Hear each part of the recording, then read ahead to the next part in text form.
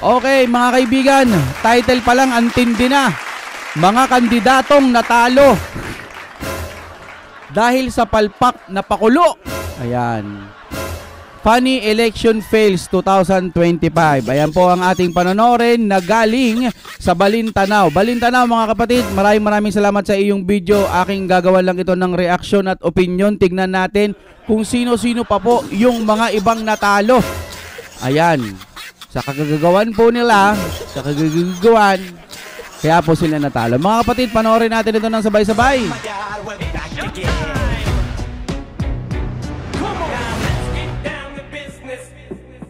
Alright. At munting paalala, syempre, pag mabagal lang inyong internet, magpalit na kayo. Nandiyan po ang fiber ni Juan. Tawagan nyo na.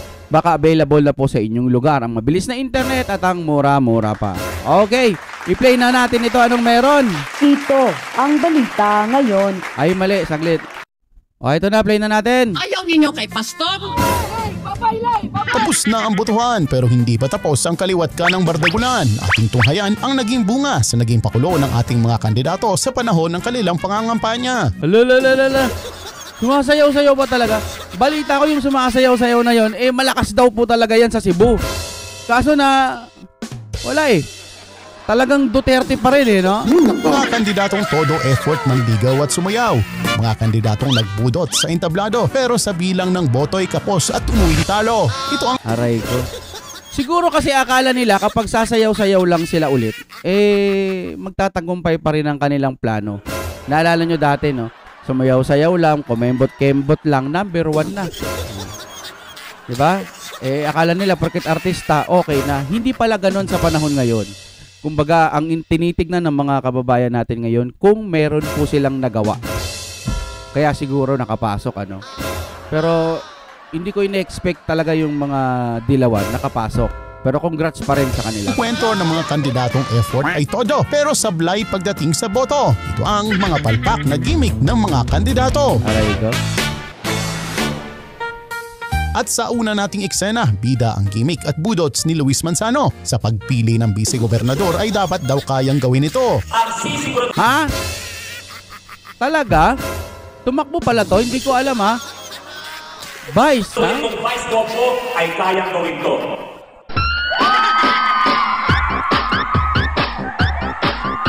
Lo.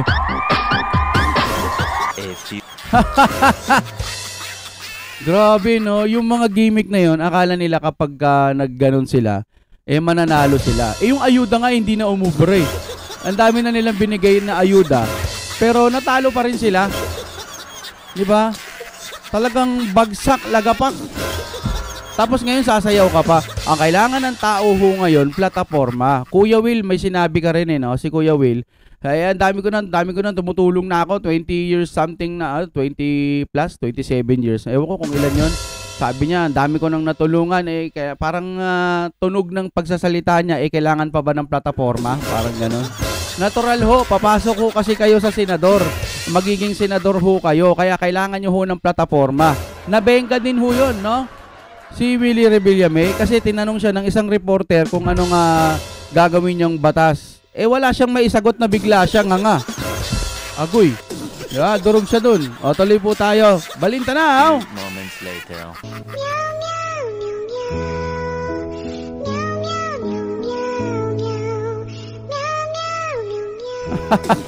Tila hindi umubra ang paandar ni Kuya Lucky dahil ang ending katunggali niya pa rin ang nagwagi. Aba, Luis, mas magaling pa ata magbudot si Dodo dahil ang... Sino ba katunggali nito? Ayan ang sinasabi ko sa inyo. So alam nyo nang hindi umuubra na yung mga ganito. Hindi kasi kayo nakikinig. Sayaw kayo ng sayo na ganyan. Pag sumasayaw ka kasi ng ganyan, kampante ka na. Kahit hindi ka na magbigay ng plataforma, akala mo mananalo ka na. Sambayanan, mas pinili siyang iboto. Atin namang balikan ng mga banat na binitawan ni dating Mayora Hani Lacuna. Wala na babalik! Kung inyong matatandaan, ang dating Mayora ayaw makabalik si Isko sa Maynila. Sa huli, si Yorme Isko muling nakabalik sa trono. Agoy! Lagot ka ngayon. Huwag nang babalik ha. O eh paano yan nakabalik? Kapag ka may nagawa kang hindi magaganda dyan sa Manila, tapos magagaganyan ka, aba yari ka. Babalikan ka ni Kuya Isko. Wala na babalik! Huwag kayong bumalik! Ang laki ng lamang, mga kaibigan. Lamon na lamon, oh. Oh. Paano yan ngayon? Eh di, kung ako sa kanya, magbigay siya ng flowers. Kasi pag binalingan ka niya ni Isko, masilipan ka ng mga paglabag mo sa batas, yari ka. Joyce, parang mafia. Pero kung may bumalik, meron din yatang hindi na makakabalik. Ng panahon sa mga nag-alay ng kanilang lakas, talino at kakayahan sa pagsama sa ating kampanya. Buong kababaang loob nating tinatanggap ang kapasahan ng higit na nakararami sa atin. Dumako naman tayo sa Cebu, Gwen Garcia. Eto na. Magandang alaala to ha, yung sumayaw-sayaw ka pa. Kasi pag ganito, kampante ka, mananalo ako kasi nga malakas ako. Malakas ako, kayo hindi malakas, kembot-kembot lang. Ang lakas-lakas ko dito ayan, natalo ka ngayon. Hindi na rin ata makakabalik pa. Ang resulta ng botohan ay hindi nadaan sa kanyang mga galawan. Aray ko. Bukis mo na ako. Matatandaan ang banat ng dating gobernadora na kailan pa daw may bagong gobernador paggising niya. Kaya lang kaniya, gobernador na siya. Kaya gitawag man niya yung kaugalingon o gobernador. Natuhog ba ko nga pagbata na ko bago ng gobernador? Aray ko, ang laki. Ang laki ho ng lamang. Hindi man lang dumikit, mga kapatid. Yan, kasi kapag nangangampanya kayo, inuuna nyo po yung yabang, inuuna nyo po yung kumpiyansa sa sarili. Tapos, kumampi pa kayo dun sa kabila. Tapos, bumabanat pa kayo. Ganyan kayo eh. Tapos, pag binanatan kayo, pabiktim kayo. Kayong mga politika na tumitira po sa mga Duterte, kayo ang nauna. Ngayon, kapag ginantihan kayo, madudungis ang mga Duterte. Feeling nyo, aping-api na kayo kapag binanatan kayo ng Duterte. Hindi ba kayo nahiya na nung panahon na binabanatan nyo ang Duterte, kumpiyansa pa rin ng Duterte, nakatayo pa rin. Kahit mapalubog nyo ang Duterte, kahit matalo nyo man ang Duterte, dungisan nyo ang Duterte, hindi sila luluhod sa inyo. Ganyan ang Duterte. Ano ngayon ang nangyari? Kababanat ninyo, bagsak. Like guwak. Aroy. Naku madam, paano ba yan? May bago ng gobernador, hindi ka nagigising yan. At nang manalo ang katunggaliyang si Pambay 4, ang banat niya sa dating gobernadora mas mabilis pa sa alas 4. Oh.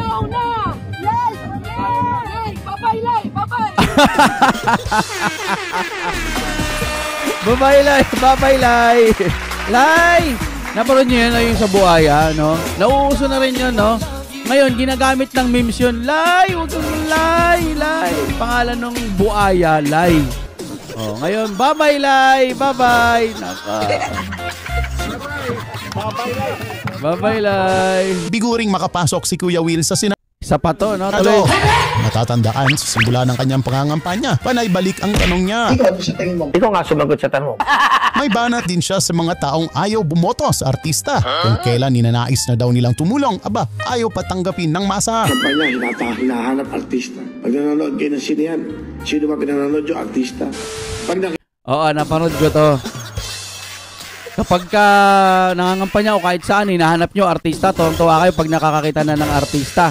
Tapos ngayon, papasok sa politika, ayaw nyo artista. Ganyan, parang ganon, ano? Parang ganon siya dito, mga kapatid. Alam nyo, iba ho yung pag-aartista, pang-entertain po yon. Sa politika, hindi mo kailangan ma-entertain. Kailangan po gumawa kayo ng batas at magtrabaho kayo ng maayos pagdating dyan. Dapat alam nyo kung ano yung itinatakbo ninyo bilang senador. O halimbawa ako, computer technician ako. Alam mo, mag-apply ako ng doktor, hindi ko naman alam kung paano mag-doktor. Computer technician ako, ang layo. O computer engineer. Tapos, ang gagawin mo sa akin, magdodoktor, mag-o-opera, kaya ko ba yon? Hindi. Kailangan technician din ang kukunin mo ngayon bilang isang senador. Kailangan aralin mo kung ano yung papasukin mo. Yung hindi mo alam kung anong plataforma mo, nakakasuka yun, kaya natalo. Kuya Will, wala naman po kaming hate sa inyo. Napakagaling nyo po sa telebisyon. At kung may mga issue man kayo, okay naman kayo. The best naman kayo doon. walang pag-aalinlangan na tumutulong kayo sa tao. Pero kapag pinapaalala nyo yun, nagmumukha pong sumbat sa mga mamamayang Pilipino. Hindi ho ganon. Hindi ho ganon. Hindi kayo ng music. Sino ba pinakinggan kayo? Entertainer. Tapos pag tumatakbo na kami at pag gusto namin magserbisyo, ayaw nyo? Huwag kayo iyak. That's an answer. Diba? Hindi pa siya nakaupo. Ganyan na siya magsalita. Paano pa pag nakaupo yan? Anong gagawin yan? Baka magbigay na lang din ng ayuda yan. Kailangan talaga may alam ka. Hindi pwedeng puro ayuda. Okay. Ay, nako. That's an answer. Oh, tapos yung mga tumatawa-tawa dyan, palibasa mayaman to, walang pwedeng nag-a-advise. Alam mo, kahit mayaman ka, dapat makikinig ka rin sa advice ng mga kapwa mo tao. Mahirap mayaman, basta may ganito, kaibiganin mo. Hindi porket nadudong ka na sa taas, hindi ka na makikinig. Kailangan papakinggan mo ka-level mo o mas mataas pa sa'yo. Mali-mali din kaya napunta kayo sa ganyan Ini-endorse ka ni Tatay Digong. Ngayon parang nakikita ko, sabi mo, walang nag-endorse sa'yo. Napanood ko yun. No? Wala daw nag-endorse sa kanya. Di parang independent siya, di ba? O, ayan ang nangyari sa'yo. Napunta ka na kay Tatay Digong Gusto ka na ni Tatay Digong Tapos, nilayo mo sarili mo. Ayan, lunod. Okay na yan, Kuya Will. Tuloy mo yung mga programa mo, tapos tumulong ka sa mga mahihirap. Hindi mo na kailangan pumunta ng Senado. Okay ka na dyan. A few moments later. Number 22.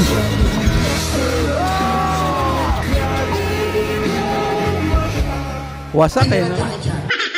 Isang malaking kawalan naman daw para sa Pilipinas ang pagkatalo ni Pastor Kibuloy. Ayaw ninyo kay Pastor? Ayon sa ilan niyang kay Pastor Kibuloy naman to. Ito kaanib ng Duterte. Tingnan nga natin. Sunod, mawawalan na raw ng gabay ang Senado pagkat hindi binoto ang may-ari ng mundo. Ayaw ninyo kay Pastor? You did not give our country, the Philippines, the chance to have a good leader. Hindi kami bangag! Yun ang masasabi ko sa inyo. Ayaw ninyo, walang mawawala kay Pastor. Babalik at babalik sa amin. Hindi, wow. At ami pang palalaguin. Maganda pala tong Balintanaw. Balintanaw kasi parang patas lang siya, no? Tok, tok, tok, tok, tok. Super Ayan. Pag-usapan muna natin to mga kapatid. Kay Pastor Kibuloy, mga kaibigan, saan ba ito? Hindi, wow.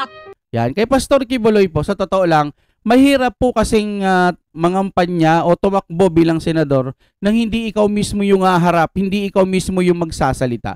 Pag ibang tao ang magsasalita sa'yo, parang mahirap.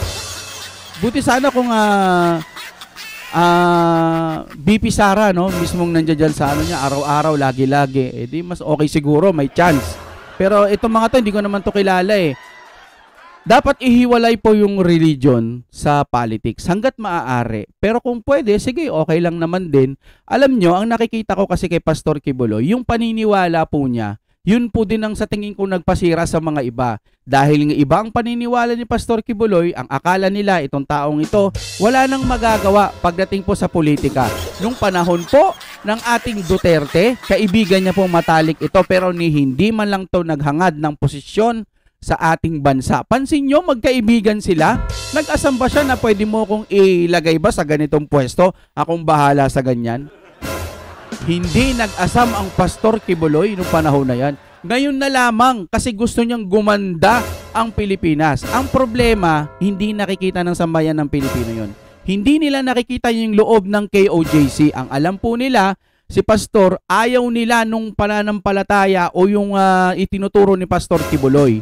Akala nila ganun din ang gagawin niya pagdating po ng Senado. Pero para sa akin, base lang po sa aking pag-unawa, marami po kasing nakakita sa loob ng KOJC.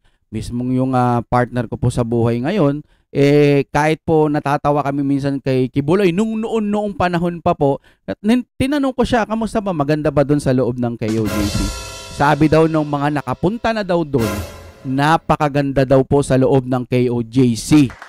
May mga tumutunog ng mga ibon, although meron naman tayong naririnig ng mga tumutunog ng mga ibon Doon kung titignan nyo, parang may falls daw at yung amoy talaga niya kalikasan, nature, parang mga mga damo na tumutubo, yung mga ganon, ibang damo yun ha, huwag kayo isip ng ibang damo. Kumbaga, napakaganda ng nature, malinis, maayos pag pumasok ka sa loob. May napanood ako doon, nagtanong daw ang PBBM, ano bang sikreto, bakit ganito kaganda yung ano nyo? No corruption. Oh, sabi po ni Pastor Kibuloy. Siguro yung mga natatanggap niyang mga donasyon doon po sa kanyang simbahan, bukod sa pangpasweldo, sa tingin ko lang daw, opinion ko lang, bukod sa pangpasweldo, siguro pinapaganda niya yung lugar na yon. Siyempre kapag ka maganda ang lugar mo, kapag ka nagdasal ka, mas mataimtim, mas tahimik, siguro mas makaka-focus ka. Hindi ko naman sinasabing hindi ka makaka-focus kapag ka madumi ang kapaligiran mo, maingay, etc. Much better lang kasi para sa akin much better kung tahimik yung lugar, maganda yung lugar, payapa yung lugar, makakapagdasal ka ng mas taimtim, mas maayos yung pakiramdam mo at pakiramdam mo parang napakaginhawa. Hindi ko sinasabing kailangan buong bansa maging nature hindi ganon. Ang sa akin, siguro, baka kaya ni Kibuloy na maging ganon ang Pilipinas sa tulong po ng mga ipapatupad niyang batas. Yun lang ang sa akin Tuloy po tayo. Ami pang palalaguin, Kingdom. Tok. Super excited naman itong ating bida.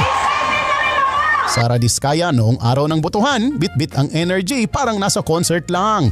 Ito akala niya rin mananalo siya, no? Hindi niya alam sa boto siya'y matatambakan. Sama tayo sa Lunes! Excited na rin. Biko Soto kalaban mo. Talagang lampaso ka dyan. Magaling yan Biko Soto. Oy, sana all. Sa'yo. Talo. Pero ika nga niya okay lang daw dahil winner pa rin siya. Winner pa rin ako. Kasi sa pangangampanya ay pumayat daw siya. Kaya winner pa rin sa timbangan kahit hindi na sa bilangan. Winner pa rin ako. Bakit? Guys, pumayat ako. Isang pangarap ko na mula bata pa ako. Gusto ko... Tinan mo yung mga tao hindi natatawa, no? Parang ano to, nagjo-joke. Parang pinaniniwala mo na lang sarili mo na pumayat ka. Ang totoo, pinapalakas mo lang yung kalooban mo. Pero sa kabilang banda, talo. Masakit pag talo kasi akala mo panalo ka Nangangampanya ka, hyper ka Wala kaming pakialam! Mula sa mga hindi pinalad, pumunta naman tayo sa mga nanalo. Ang Congress Miao ng Dasma, Kiko Barsagan na laging may miao-tastic na pakulo.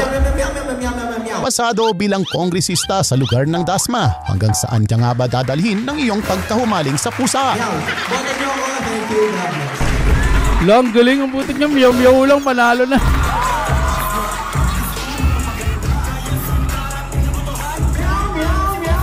Pero ang ating Congress Miao hindi pa tapos sa kanyang pakulo. Maging sa araw ng proklamasyon, lumabas naman ang pagiging boksingero nito. Ginagawa mo. Long, galing Relax. Siyempre kung may Congress Miao Kiko, may Wow Dagat Kiko din tayong kilala. Eto matindi. Putik niyan. Eto matindi. Idol ko to ngayon. Putik niyan. Ito ang dagat. Yung mga nag-comment sabi ng gano'n, may dagat pala.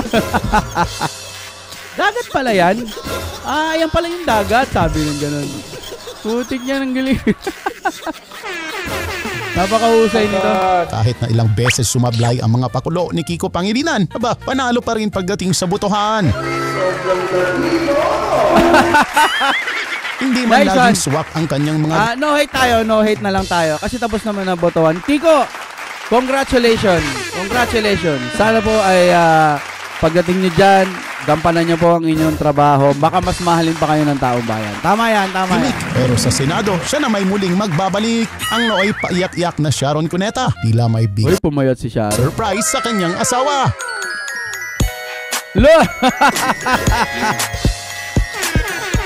Hindi lang winner sa Senado. Double victory ang nakamit ni Kiko. Kanaol.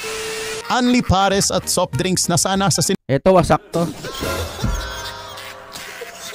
Sa akin lang, opinion lang natin. Nagpagamit kasi ito Kung nanahimik na lang siya dun sa paresan, akala niya yung pagiging sikat niya tuloy-tuloy dire-diretso.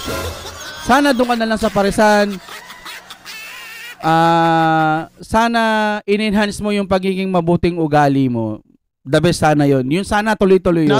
Naging bato pa matapos na hindi makapasok ang vendors party list ni Diwata kung saan-saan na napadpad at kung ano-anong pandar ang ginawa. Hindi pa rin sapat upang partido ay maiangat. Aroy.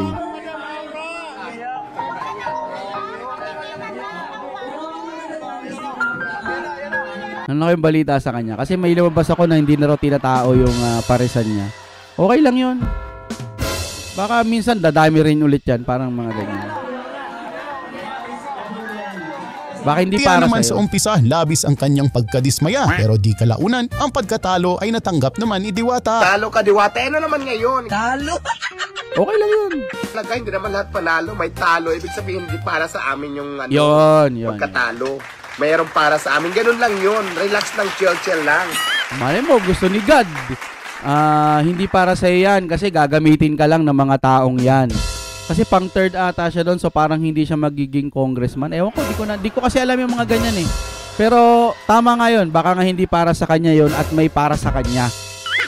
Pero ganun pa man, maraming salamat pa rin sa mga sumuporta. Yes. Ganun talaga ang laban, hindi lahat pinapalad na panalo. Mayroon talagang natatalo, may nananalo. So to the point na hindi kami nanalo, so tanggap namin yun, di ba? Pero ganun pa man, maraming salamat. Kung may award sa pinakamasipag sumayaw, si Bong Revilla na ata yan. Sa bawat kampanya, kudots ang kanyang daladala. Pero sa araw ng butuhan, tila hindi na siya makakabudots kailanman. Napagod lang sa kakabudots itong ating bida. Sa Senado ay hindi na makakabudots pa. Yun, nagbudots si Bong Revilla sa Senado. Kaya ayos yan, kaya magbudots na tayo lahat. A few moments later. Talo. Hindi kasi lahat ng ginagawa mo ay magugustuhan pa rin nila. Nangampanya ka, wala kang ibinigay na plataforma. Kung meron man, ba't mas nag-trending yung nagbudots ka lang? No, nanalo ka nun. Pero inabangan ng tao kung anong magagawa mo. Sana yun na yung pagkakataon na maipakita mo sa mga kababayan mo na may magagawa ka para sa gobyerno, para sa atin pala, para sa mga mamamayang Pilipino. Nandoon ka na, hindi mo pa ginawa yung makakaya mo, tas nagsisisiksik ka doon sa administrasyon. Pero Bong Revilla, mabait naman yan eh. Wala tayong magagawa, talo po. Next time sana maging aral ho sa inyo ito. Doon lagi kayo sa Duterte. Huwag kayong pupunta sa kung alam nyo lang na doon kayo magkakapera. Ito yung pangkalahatan ano, pero wala tayong galit dyan. Idol ko pa rin yan si Bong Revilla. Talo siya eh. Be, sa'yo. Talo. Dahil nangyari na ang mga dapat mangyari, natalo ang mga dapat matalo at ganon din sa mga nanalo. Maging kamulatan sana ito na kahit ano pang pakulo ang gawin ng mga kandidato kung wala sa gawa ang husay. Sayang lang ang sayaw, kanta at mala-concert na ibinigay. Yes. Sa huli ang tunay na boto, hindi nabibili sa good vibes o kwel ang gimmick, kundi sa tiwala ng taong bayan na sawa na sa palabas at uwaw sa tunay na serbisyo. At dito na nagtatapos mga eksenang hitik sa kaganapan. Sa ating paghahanap, good vibes ang natagpuan. Ayun nga. Maging aral sa lahat na kailangan may plataforma ka. Bukod doon kapag umupo ka na dati, dapat meron kang nagagawa. Habang 6 na taon ka dyan, isiksikin mo na, iliglig, siksik, umaapaw na paggawa. Ipapakita mo sa taong bayan, sa Facebook mo, o kahit saan mo paman, basta para sa mga mahihirap. Gumawa ka ng mga batas na talagang, kasi inaapi na ngayon ng Pilipinas sa totoo lang eh. Alam nyo, yung sa kuryente pa lang, dapat hindi lang sa Meralco, sa iba't ibang parte ng Pilipinas, gampanan mo si Marcoleta, malamang gagawa yan. Matindi yan, yari kayo dyan. Ngayon, pag si Marcoleta hindi makagawa, baka lumaglag din yan. Kaya dapat magtrabaho din si Marcoleta ng maayos. Inaasahan at pinagkakatiwalaan natin yan. Okay? Kaya nanalo si Bongo, meron siyang malasakit program at kung iba-iba pang mga natutulungan niya, nakamonitor siya doon. Kaya hanggang ngayon, gustong-gusto siya ng mga mamamayang Pilipino. At ipagpapatuloy niya pa raw yun. Sana sa iba pang mga tumatakbo ngayon, ipakita nyo po yung mga magagandang nagawa ninyo. Tuloy-tuloy nyo lang. At sa mga gagawa pa lang, ito, nanalo na kayo. Pagkakataon nyo na to. Huwag nyo nang sirain. Halimbawa sa mga Dilawan, si Bam Aquino, etc. Gampanan nyo na lang yung pagiging senador ninyo. Huwag na kayong mangialam sa away nung dalawa ng BBM at BP Sara Marcos tsaka Duterte. Kita mo yung ate, san ba sila? sa Duterte. Ayaw nila kay Bongbong kasi nga sira na ang pangalan. Okay, hanggang dito na lamang. Maraming salamat po sa inyong panonood. Huwag kalimutan mag-subscribe kapag nakarating kayo rito kahit isang pindot lang. At mag-like na rin kayo, mag-comment kayo dyan sa palagay nyo. Mauulit pa bang manalo itong mga kandidatong artista na walang ginawa kundi sumayaw-sayaw? Ano sa tingin nyo? Uulit pa ba yung mga ganyan?